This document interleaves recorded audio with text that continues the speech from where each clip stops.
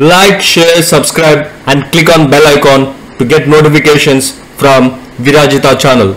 Thanks a lot.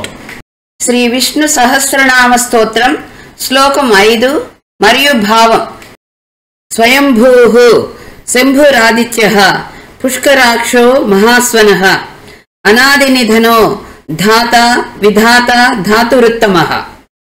స్వయంభూః తనంతట తానే ఉద్భవించడం చేత స్వయంభూః అని నామం. నిప్పు లేక పొగరాదు, పొగకు కారణం నిప్పు. అట్లే సమస్త జగత్తుకు కారణభూతుడు ఆ పరమాత్మయే. జనన మరణ వలయానికి అతీతమై ముక్తి పొందడమే బ్రహ్మానంద స్వరూపుడైన శ్రీమన్నారాయణునిలో ఐక్యమవడం. దానికి ఆయన అనుగ్రహము ఉండాలి. పునరపి జననం పునరపి మరణం పునరపి జననీ జఠరే శయనం ఇహ సంసారే బహుదుస్తారే కృపయాపారే పాహి మురారే. మరలా మరలా పుట్టుతూ గిట్టుతూ మరలా మరలా మరొక తల్లి గర్భంలో జీవోత్పత్తి చెందుతూ ఇట్టి దుస్తరమైన సంసారం జనన మరణ చక్రం నుండి విడుదల పొందడానికి మురారి అనుగ్రహమే కావలసి ఉంది. కనుక జన్మరాహిత్యానికి ప్రయత్నం చేయడం జీవిత పరమావధిగా చేసుకోవాలి. శంభుః శం అంటే శుభం, భావయతి కలిగించేవాడు, శ్రేయస్సునిచ్చేవాడు శ్రీమన్నారాయణుడు. ఆదిత్యః ఆదిత్యానాం అహం విష్ణుః అని భగవద్గీతలో శ్రీకృష్ణుడు చెప్పాడు. ఒకే సూర్యుడు సమస్త లోకాలను ప్రకాశింపచేసేట్లు ఒకే పరమాత్మ సకల జీవరాశులందును జీవశక్తిగా వెలుగొందుతున్నాడు. కులశేఖరాళ్వారులు భగవానుని అంతర్జ్యోతి రమేయమేకమమృతం అని కొనియాడి ఉన్నారు. లోపల జ్యోతి స్వరూపుడై మన పంచేంద్రియాలు పనిచేయడానికి తగిన శక్తినిచ్చేవాడు శ్రీమన్నారాయణుడే. పుష్కరాక్షః పద్మము వంటి కన్నులు గలవాడు. పద్మం జ్ఞానానికి సంకేతం. పద్మనయనుడంటే జ్ఞాన నేత్రాలు కలవాడని భావం. ప్రాపంచిక విషయాలను చక్కగా అవగాహన చేసుకోవాలంటే సరైన దృక్పథంతో వాటిని చూరగొనాలి. అంటే వివేకంతో కార్యాలను సాధించాలి. అందుకు పుష్కరాక్షుని కృప మనకు తోడ్పడగలదు. భాగవతంలో నల్లనివాడు, పద్మనయనంబులవాడు, కృపారసంబుపై జల్లెడువాడు, మౌళి సమర్పిత పింఛమువాడు, నవ్వు రాజిల్లెడు మోమువాడు అని శ్రీకృష్ణుని వర్ణించాడు పోతనామాత్యుడు. మహాస్వనః వేదముల పూజ్యమైన శబ్దము గలవాడు. భగవంతుడు ప్రణవనాద స్వరూపుడు. ఓంకారము నుండియే అగ్ని శబ్దాలు ఉదయిస్తాయి. సకల వేదాలు హరి నోటి నుండి వెలువడినవే. సకల ఉపదేశాలు ఆయనవే. ఆయనే గురువు. సంగీతానికి నాదం ఆధారం.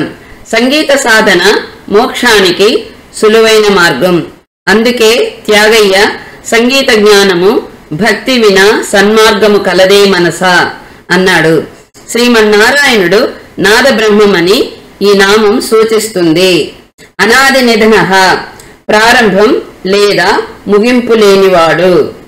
భగవంతుడు ఆది మధ్యాంతరహితుడు, నిత్యుడు, సత్యస్వరూపుడు.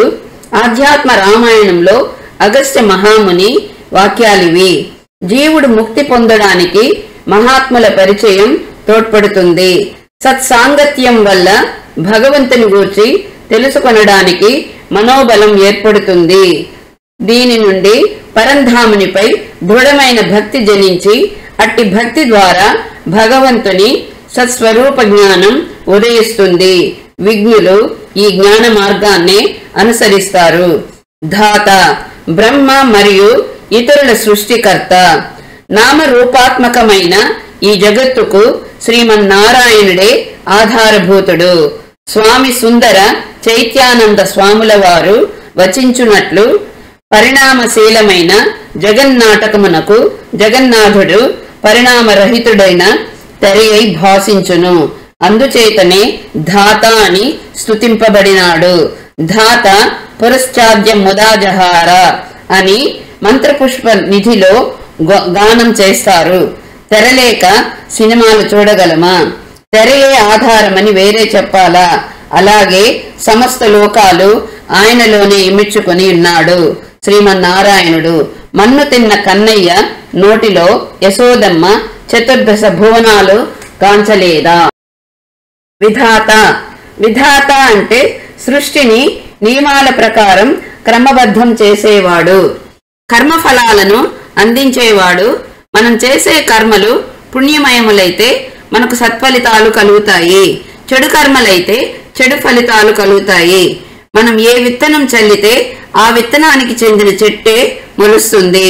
వ్యాసుల వారన్నట్లు పరోపకారః పుణ్యాయ పాపాయ పరపీడనం. పరోపకారమే పుణ్యం, పరులను పీడించడం పాపం. ప్రపంచ యంత్రాంగాన్ని నడిపించేవాడు విధాత. ఆయన విధించిన సూత్రాలు శాశ్వతమైనవి, ఎట్టి కాల పరిస్థితుల యందును మార్పు చెందనివి.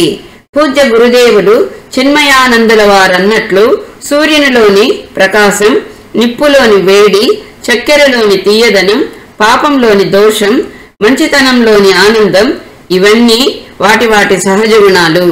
ఎవ్వరూ ఈ ప్రత్యక్ష సత్యాన్ని ఎదిరించలేరు. ఎవడు ఈ విశ్వ సూత్రాలకు ఆధారభూతమైన మహాసూత్రధారియో అతడే విధాత. ధాతురుత్తమః.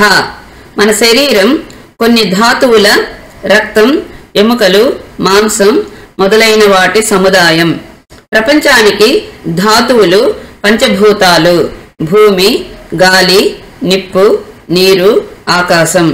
అన్ని ధాతువులకు ఆధారమైన వాడు ఉత్తమ ధాతు స్వరూపుడైన శ్రీమన్నారాయణుడు.